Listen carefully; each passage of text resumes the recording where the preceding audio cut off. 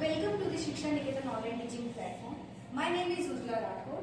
मैं आपको आज टॉपिक पढ़ाऊंगी फीमेल रिप्रोडक्टिव सिस्टम। ये भी 10th क्लास का टॉपिक है, 10th क्लास की साइंस का टॉपिक है, जिसमें हम हाउ डू ऑर्गेनिज्म रिप्रोड्यूस पढ़ते हैं। उसमें से एक टॉपिक है जिसका नाम है female reproductive system.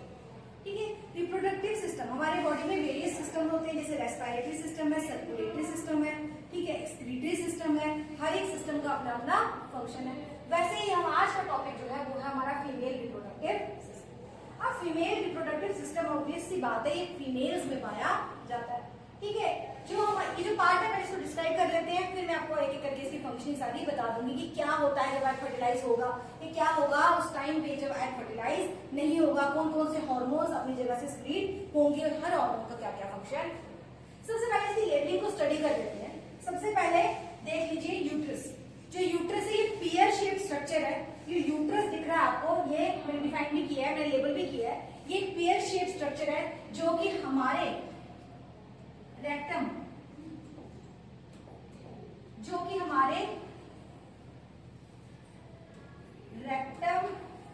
And urinary bladder इसके बीच में पाया जाता है। अब देखेंगे यूट्रस के नीचे आपको छोटी सी ओपनिंग दिख रही है जिसको आप सर्विक्स कहते हैं। यूट्रस को ये हम वोम भी बोलते हैं, वोम भी बोलते हैं। वोम कहने का मतलब है कि वो जगह है जहां बेबी ने फुल ग्रोथ 9 मंथ्स की डेवलपमेंट उसकी होती है। ये हाईली कॉन्ट्रैक्ट और रिलैक्स, ये पार्ट हाईली कॉन्ट्रैक्ट और रिलैक्स हो पाता है। दैट्स व्हाई 9th मंथ की जो प्रेगनेंसी का पूरा टाइम पीरियड होता है उस टाइम ये ऑर्गन जो है अच्छे से उसमें वो अक्यूमुलेट उसको कर पाता है, इसका साइज बहुत बड़ा हो जाता है। जो यूट्रस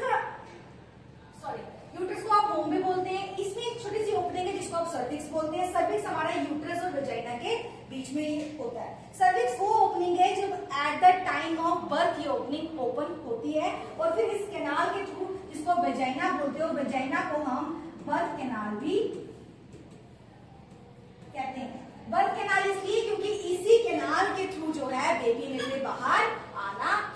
उसके बाद आप देख रहे हैं कि यहाँ पे पेयर ऑफ ओवरीज है, एक लेफ्ट साइड पे और एक राइट साइड पे। जो लेफ्ट साइड पे और राइट साइड पे ओवरी है, जो इनका साइज होता है ये होता है 3 सेंटीमीटर।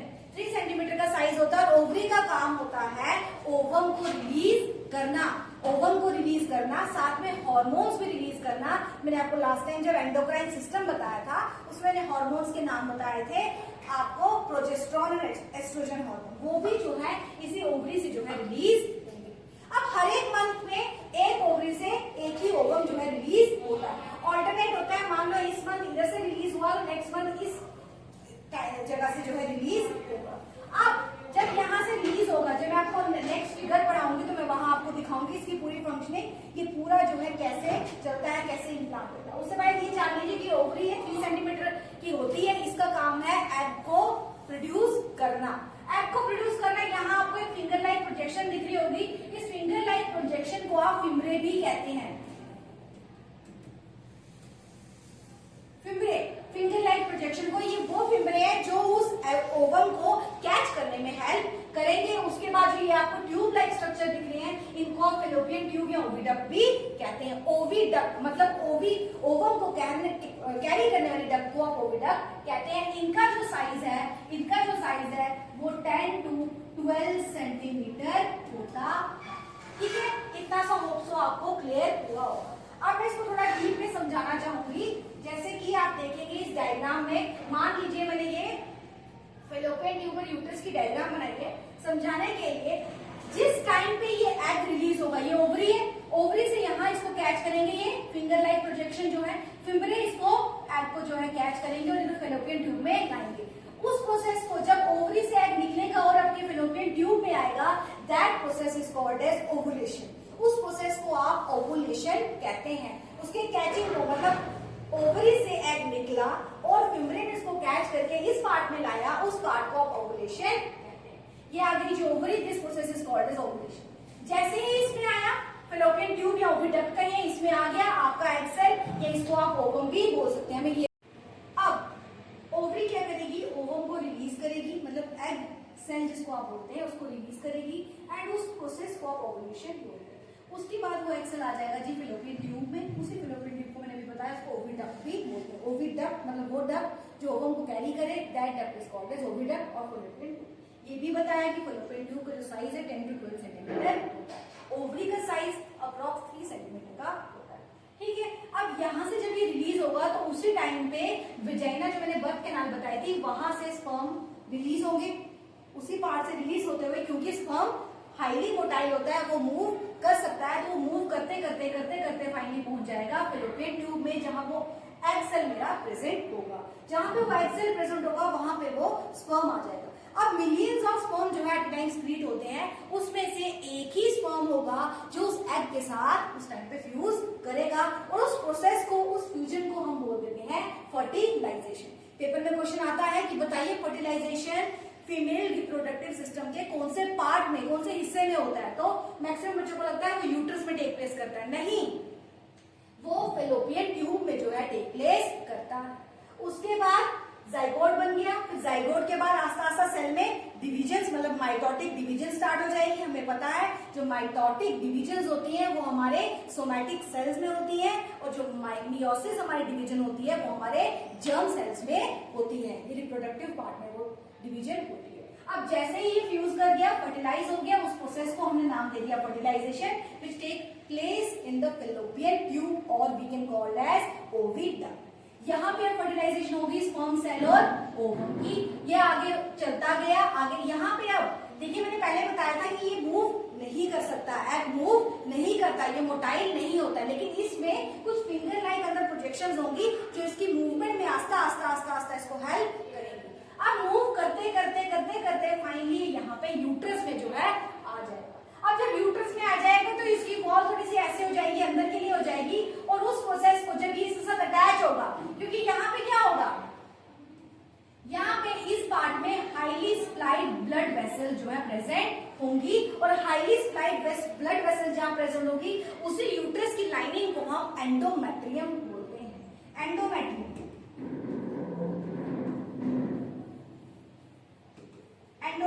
एंडोमेट्रियम वो थिकेस्ट लाइनिंग यूट्रस की, ठीक है, जहां पे अब इसने आके, इस ओवम ने आके जो फर्टिलाइज हो गया, इसलिए आके यहाँ पे अटैच होना है। अब जिस टाइम पे ये अटैच होगा उस टाइम पे आप उसको, उस प्रोसेस को बोल देते हैं इम्प्लांटेशन।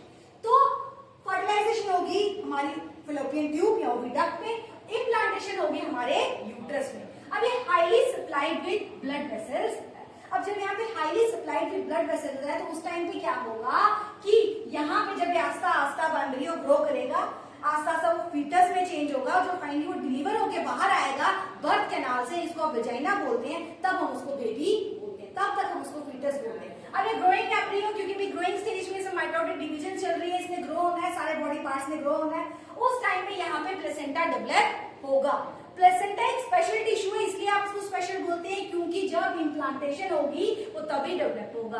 प्लेसेंटा का क्या काम है, ग्लूकोज और ऑक्सीजन मदर से बेबी तक पहुंचाना with the help of umbilical cord to the navel, या जिसको नाभि बोलते हैं, और उसी नाभि से, उसी अम्बिकल कॉर्ड से फिर वापस उसको ब्लड स्ट्रीम में पहुंचाना, मदर की ब्लड स्ट्रीम में, ताकि वहां से फिर वो एज अ वेस्ट प्रोडक्ट जो है आउट हो जाए। तो इस तरीके से सारे essential nutrients with the help of that placenta जो है वो बेबी को मिल पाते हैं, और बेबी से जितना भी वेस्ट मटेरियल है वो एग्जिट जो है मदर की बॉडी से होता हुआ एग्जिट हो जाता है। तो एक तरीके का वो स्पेशल टिश्यू है। अब जिस टाइम पे यहाँ पे ओवम रिलीज हो रहा होता है, अब हर मंथ ऑल्टरनेट डेज में रिलीज होना है, तो ये यूट्रस है, जैसे ही ये रिलीज होगा, जैसे ही यहाँ से ओवम ओवरी से रिलीज होगा, तो यूट्रस उस टाइम पे अपने आप को प्रिपेयर करता है, क्योंकि उसे ये लगता है कि मैं भी अपनी यूट्रस की जो वॉल की लाइनिंग है, जिसको एंडोमेट्रियम बोलते हैं, कि मैं थिक कर लेता हूँ, क्योंकि यहाँ पे इम्प्लांटेशन होगी। उसे लगता है कि क्या पता इस टाइम फर्टिलाइजेशन हो जाए। जब फर्टिलाइजेशन हो जाएगी उसकी वॉल्स जो है वो बहुत ज्यादा थिक हो जाएगी। अब इस टाइम पे इस ओवरी से निकलते हैं हार्मोन, जिसको आप बोल देते हैं प्रोजेस्टेरॉन एंड एस्ट्रोजन। ये मैंने एंडोक्राइन सिस्टम में लास्ट वीडियोस आप मेरे देखेंगे, मैंने उसमें समझाया था कि ओवरीज इन फीमेल रिलीज करती हैं प्रोजेस्टेरॉन और एस्ट्रोजन हार्मोन। अब जैसे ही प्रोजेस्टेरॉन हार्मोन निकलेगा, इसका बहुत बड़ा काम होता है प्रेगनेंसी को मेंटेन करना। इसका काम है प्रेगनेंसी को मेंटेन करना। उस टाइम पे जब ये यूट्रस की लाइनिंग थिक होगी तो प्रोजेस्टेरॉन अपनी पीक लेवल पे होगा, क्योंकि उसे पता है कि अभी यहाँ पे यूट्रस में इम्प्लांटेशन होनी है, लाइनिंग जितनी थिक होगी उतना बेबी अच्छे से एम्ब्रियो अच्छे से इम्प्लांट हो पाएगा। बाय चांस ये तो केस हुआ कि फर्टिलाइजेशन होगी, एंडोमेट्रियम की लाइनिंग थिक होगी, प्रोजेस्टेरोन का लेवल इंक्रीज कर गया, फिर विद इन पूरे 9 मंथ्स तक प्रेगनेंसी चलती है, फिर बर्थ कैनाल के थ्रू बेबी जो है बाहर आ जाता है। उस टाइम पे जो मैंने सर्विक्स की आपको ओपनिंग बताई थी, अगर आप प्रीवियस डायग्राम में देखेंगे तो मैंने आपको ये सर्विक्स की ओपनिंग बताई थी, ये टिल 9 मंथ्स जो है ये क्लोज रहती है। At the time of birth ये सर्विक्स जो है डायलेट होता है 7 to 10 सेंटीमीटर, और इस बर्थ कैनाल के थ्रू, इसको आप वेजाइना बोलते हैं, इसके थ्रू जो है बेबी बाहर आ जाता। अब ये तो हो गया सारा केस की फर्टिलाइजेशन हो गई, देन ये इम्प्लांटेशन होगा, देन वो थिक लाइनिंग थिक हो जाएगी, प्रोजेस्टेरोन हार्मोन इंक्रीज हो जाएगा, वो सारा 9 मंथ्स का प्रोसीजर चलेगा, प्लेसेंटा डेवलप होगा और बेबी 9 मंथ्स के बाद डिलीवर हो जाएगा वेजाइना से या बर्थ कैनाल। लेकिन बाय चांस अगर फर्टिलाइजेशन नहीं हुई, अगर फर्टिलाइजेशन टेक प्लेस नहीं करेगी, एग वेट करेगा कुछ देर 72 आवर्स तक, वो अगर फर्टिलाइजेशन नहीं हुई, फिर क्या होगा? फिर वो 20 डेज वाला साइकिल चलता है जिसको आप बोलते हैं मेंस्ट्रुएशन। मेंस्ट्रुएशन मतलब रिमूवल ऑफ, जब यहाँ पे इसने अपने आप को तैयार कर लिया, एग तो हर मंथ रिलीज होना है, इसने अपने आप को रेडी कर लिया, वॉल थिकन हो गई बहुत ज्यादा, लेकिन फर्टिलाइजेशन नहीं हुई, तो फिर 28 डेज के बाद ये जो भी लाइनिंग है वो शेड हो जाती है in the form of blood, mucus, वो सारा मटेरियल जो है हमारे वेजाइना या हमारे बर्थ कैनाल से सारा का सारा मटेरियल जो है बाहर आ जाता है, और उस प्रोसेस को आप मेंस्ट्रुएशन बोलते हैं। मेंस्ट्रुएशन नॉर्मल 28 to 31 डेज का साइकिल जो है फीमेल्स में रहता है। तो फर्स्ट टाइम जो मेंस्ट्रुएशन आते हैं चाइल्ड में, गर्ल चाइल्ड में, उसको हम मिनार्की बोलते हैं। और at the age of 40s या जो 50s की एज है, उस टाइम पे आप देखेंगे 40s या 50s की एज में जो है हमारे जो फीमेल्स होती हैं उनमें फर्टिलिटी बंद हो जाती है। क्यों? क्योंकि ओवम रिलीज होना बंद हो जाता है। एट दैट टाइम ये मेंस्ट्रुएशन वाला प्रोसेस नहीं चलता, और उस कंडीशन को हम मेनोपॉज बोलते हैं। जब लेडी जो है 40 to 50 की एज में रीच करती है तब ये होता है। जो मेल बॉडी है, मेल बॉडी टिल डेथ जो है वो फर्टाइल रहती है, लेकिन फीमेल क्योंकि 40 to 50 एक एज है, इस एज के बाद जो है एग रिलीज होना बंद हो जाता है, मेनोपॉज वाली कंडीशन आ जाती है, मेंस्ट्रुएशन जो है स्टॉप हो जाता है। तो इतना होप सो आपको समझ में अच्छे से आया होगा कि फर्टिलाइजेशन कैसे होती है, फर्टिलाइजेशन टेक प्लेस कहाँ करती है, ओव्यूलेशन कहाँ होता है, इम्प्लांटेशन कहाँ होता है, फीमेल रिप्रोडक्टिव सिस्टम की पूरी लेवलिंग आपको समझ आई। अब लास्ट में एक ओवरव्यू ले लेते हैं। ओव्यूलेशन, रिलीजिंग ऑफ ओवम या उसी को आप एग सेल बोलते हैं। ओवरी से रिलीज होना एग सेल या ओवम का फैलोपियन ट्यूब में आना, मैंने पीछे ही समझाया डायग्राम की हेल्प से, that process is called as ovulation. फिर आ गया जी फर्टिलाइजेशन जो टेक प्लेस करती है हमारी फैलोपियन ट्यूब में, ठीक है। Fusion of male and female gamete to form zygote, male gamete sperm cell, female gamete ovum, जिसको एग सेल बोलते हैं। जब इनकी फ्यूजन होगी वो फैलोपियन ट्यूब में होगी, और उस प्रोसेस को fertilization. Last implantation, attachment of growing embryo, जो अब एम्ब्रियो ग्रो हो रहा है जिसमें माइटोटिक डिविजन चलती जा रही है ताकि वो ग्रो हो सके, उसका inner wall of the uterus के साथ अटैच होने के प्रोसेस को आप इम्प्लांटेशन जो है बोलते हैं। स्टूडेंट्स होप सो आपको ये फीमेल रिप्रोडक्टिव सिस्टम अच्छे से समझ आया होगा। Thank you.